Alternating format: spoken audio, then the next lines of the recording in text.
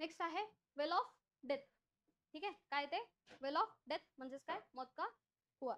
ठीक आहे, जिथे आता जो रायडर असेल तो रायडर कुठं फिरणार आहे की तो जो वेल असेल त्या वेलवर फिरणार आहे, बरोबर का.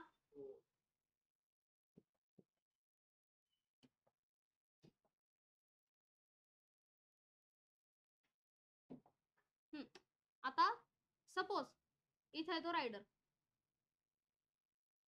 ठीक आहे, आता त्याची काय काढायची पहिली परत फ्री बॉडी डायग्राम काढायची. आता ह्याच्यावर नॉर्मल कुठं लागेल बरं. हा बरोबर, सरफेस ऑफ कॉन्टॅक्ट जिथं असेल त्याच्या अपोजिटला, नाही त्याच्या परपेंडिक्युलर, त्याच्या परपेंडिक्युलर. ठीक आहे, आता हा सरफेस ऑफ कॉन्टॅक्ट आहे इथं. ठीक आहे, रायडर इथे आहे म्हटल्यानंतर नॉर्मल कुठं लागेल, या डिरेक्शनला.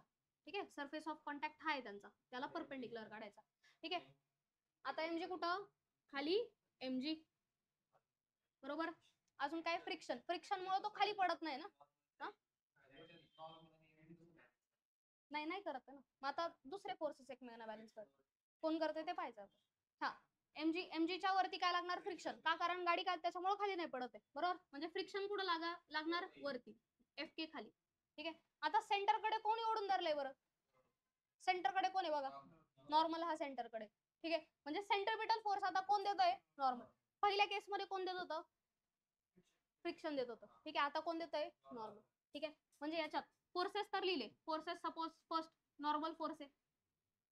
ठीक आहे, टुवर्ड्स द सेंटर. त्यानंतर कोणता फोर्स आहे, एमजी, वर्टिकली डाऊनवर्ड्स. ठीक आहे, आणि नंतर फ्रिक्शनल फोर्स कसा आहे, अपवर्ड्स आहे. फ्रिक्शनल फोर्सचा फॉर्म्युला काय, न्यू एन, बरोबर. आणि नंतर काय, सेंट्रिपिटल फोर्स.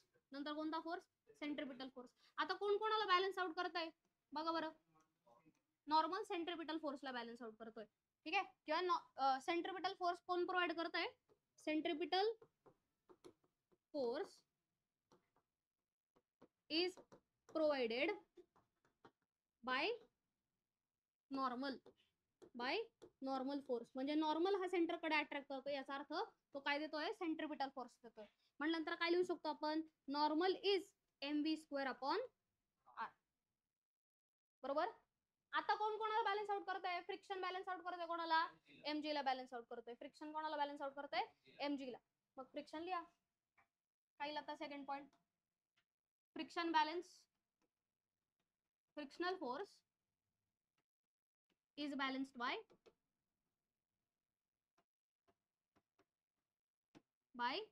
weight mg. ठीक आहे, फ्रिक्शनल फोर्स कोण बॅलन्स करतं, वेट mg. त्यामुळे Fk इज इक्वल टू काय लिहू शकता तुम्ही, mg. Fk चं काय लिहिणार, mu N is equal to mg. का, कारण फ्रिक्शनचा फॉर्म्युला काय, न्यू एन. आता इथे एन ची व्हॅल्यू तुम्हाला माहिती आहे, एन आलेला इथं, एन याच्यात पुट करा फक्त. म्हणजे काय, mu mv² upon r is equal to mg. M काय होईल आता, कॅन्सल. का, कारण इकडे पण तो मल्टिप्लिकेशनला, इकडे पण मल्टिप्लिकेशनला आहे, इथून इकडे गेला तर डिव्हिजनला जाणार आहे, म्हणजेच कॅन्सल आउट होणार आहे, बरोबर. म्हणजे एम कॅन्सल आउट झाला. काय फाइंड करायचं आहे, वेलॉसिटी फाइंड करायची. जी फाइंड करायची ती एका बाजूला घ्यायची.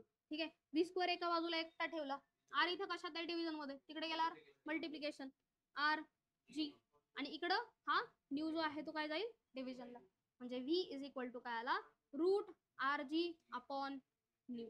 म्हणजे मिनिमम तुमची जी स्पीड असली पाहिजे ती एवढी असली पाहिजे, root R g upon nu, where R is radius of the well, जो वेल आहे त्याचा रेडियस. त्यानंतर जी म्हणजे काय, ऍक्सेलरेशन ड्यू टू ग्रॅव्हिटी, आणि यू म्हणजे कोएफिशियंट ऑफ फ्रिक्शन. समजलं का, समजलं का नक्की.